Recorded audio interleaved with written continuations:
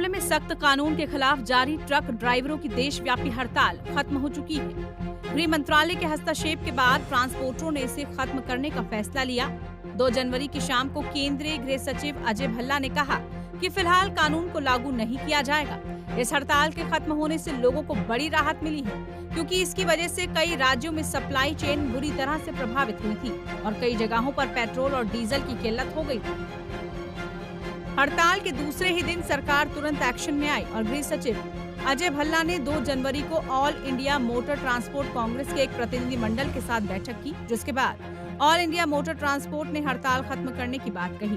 केंद्रीय गृह सचिव अजय भल्ला ने कहा कि नए कानून और प्रावधान अभी लागू नहीं हुए हैं और भारतीय न्याय संहिता की धारा 106(2) को लागू करने से पहले अखिल भारतीय परिवहन कांग्रेस से विचार विमर्श करने के बाद ही उस पर फैसला लिया जाएगा।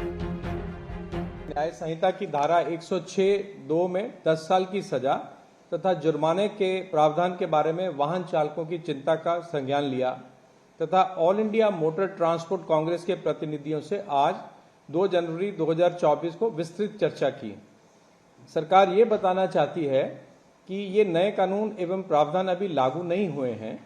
हम ये भी बताना चाहते हैं कि भारतीय न्याय संहिता की धारा 106(2) को लागू करने से पहले all India motor transport Congress से विचार विमर्श करने के बाद ही निर्णय लिया जाएगा। हम all India motor transport Congress तथा सभी वाहन चालकों से अपील करते हैं कि आप अपने अपने कामों पर वापस लौट आएं। धन्यवाद। चलिए अब आपको बताते हैं कि ट्रांसपोर्टरों की दलीलें क्या थीं इन सब में।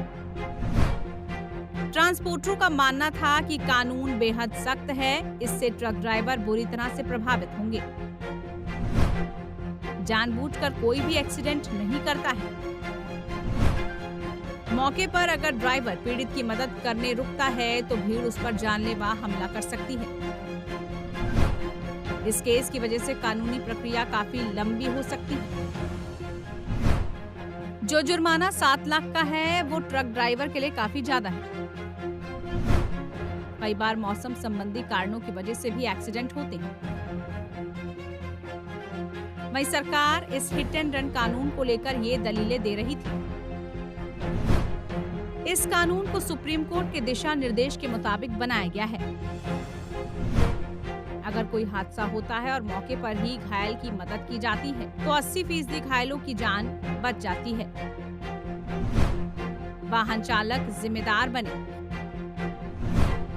अगर वाहन चालकों को घटनास्थल पर हिंसा का डर है तो कुछ दूर जाकर पुलिस प्रशासन को सूचना दे सकते हैं।